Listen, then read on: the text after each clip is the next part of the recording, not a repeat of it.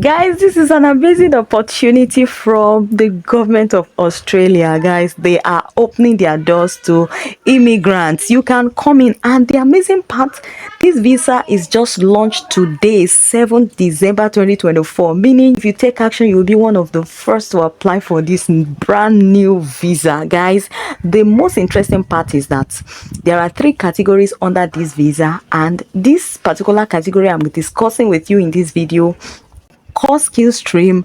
You can bring in your family, your dependents. You can apply with your family together and get this visa and move into Australia together with your family. Guys, another exciting part of this visa is that you can transit to permanent residency. You can live and work in Australia permanently eventually. So we are currently on the website of the government of Australia, and you can see you can be in or outside Australia when you apply for this visa. So this settles the matter. Whether you are in Australia or outside of Australia, you can apply for this visa. Guys, like this video just to show me some love that you appreciate this content. Guys, you can see if you have not previously held a subclass 457 or 482 visa, the secondary applicants you can include in your visa application are those who are member of the family unit. For this visa, your family members are your partner. You can bring in your partner, your dependent child or stepchild, your partner's dependent child or stepchild, the dependent child or stepchild of you or your partner's dependent child or stepchild. You can see that this visa is really extensive. You don't want to miss any part of this video so that you will not get confused. I'm going to take my time to explain to you through this video everything you need to know about this newly launched visa. Australia is currently experiencing high labor shortage, and they are opening their doors to bring in overseas workers to fill in these labor shortages. Trust me, this is an amazing opportunity. If you have been looking to relocate abroad, you can use this visa to move your family into Australia. You will agree with me that Australia is an amazing country to be. The standard of living is really high. The minimum wage is very high. And guys, life in Australia is beautiful. I'm going to take you through the step-by-step application process, the eligibility criteria, and everything you need to know about this new visa that has just been launched. Guys, before we move on, please, I need you to like this video. Just tap the like button. It does not cost you anything. Thank you. And please, if you have not subscribed to this channel, you are missing a lot of juicy news. So guys, you want to tap that subscribe button, join the family, like and share this video with your friends and family, and also drop your questions, your comment. I try as much as possible on this channel to attend to every single comment and questions. So guys, without further ado, let's dive right in. So this visa is skills in demand subclass 482. So this temporary visa lets an employer sponsor a suitably skilled worker to fill a position they can't find a suitably skilled Australian to fill, and it is just launched today, December 7, 2024. The skills in demand visa replaced the temporary skills shortage visa, and there are 3 different categories under this visa. And the first one is core skills stream, which enables employers to address labor shortages by bringing in skilled workers where employers can't source an appropriately skilled Australian worker. And you will be able to live and work in Australia for up to 4 years. And the exciting part of this visa is that you would be able to transit from this visa to permanent residency. Let's go through the basic requirements. The basic eligibility is that you must be nominated for a skilled position by an approved sponsor, and you must have the right skills to do the job. Then you must meet the relevant English language requirements. These are the basic requirements, but we are going to be breaking it down soon. So guys, there are different requirements for each of these categories. Let's explore the first category, which is the core skills stream. You need to understand this visa. I like to explain in detail so that you would not be confused. Each of these categories have different eligibility criteria, so don't get it mixed up. So let's look at core skills stream. So like I said, you'll be able to work in Australia for up to 4 years, and you would be able to travel to and from Australia as many times as you want while the visa is valid. So guys, you can say this: if eligible, you would be able to apply for permanent residence. That's why I said on this visa you can transit to permanent residency.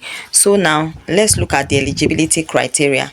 So for you to be eligible, you must be nominated to work in an occupation on the core skill occupation list. I'm going to take you through the occupation list. Then you must have at least 1 year relevant work experience in your nominated occupation or a related field. Then you must have relevant skills assessment if this is required for your occupation. So in Australia, for different profession, if you're an accountant, a doctor, an engineer, and all of that, you have, assessing bodies that would assess your qualification and ascertain that it is valid for you to work with it in Australia. If you're coming in as a skilled worker, of course you need to go through that assessment, but there are other occupations that do not require that skill assessment. So you want to check your occupation.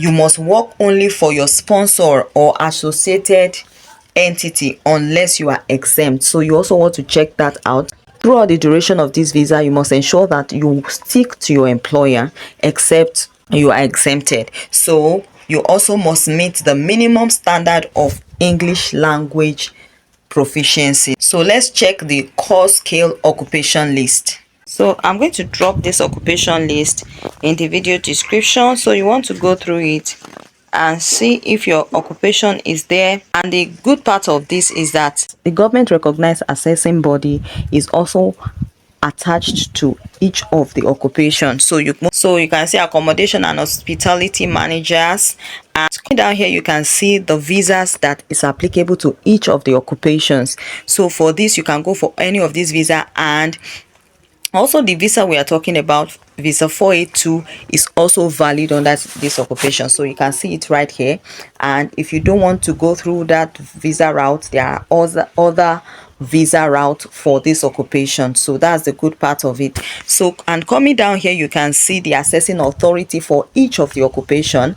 So for this particular occupation, the assessing authority is VETAS. So you want to click the link to take you to the websites of the assessing body, and you'll be able to know which documents you're submitting for your assessment. Accountants also is eligible to apply under visa 482 and other visas, and these are the assessing authorities.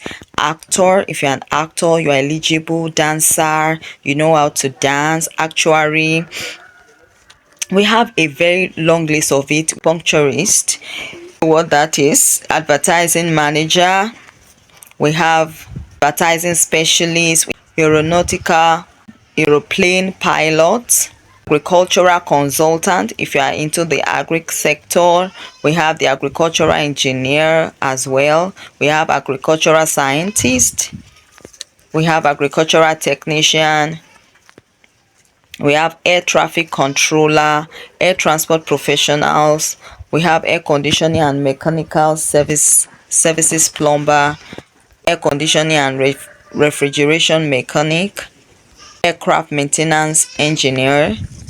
And you can see we have a long list. It's up to like 5 pages. So I don't want this video to be too long. I'm going to drop the link in the video description, so go through it and see if your occupation is there.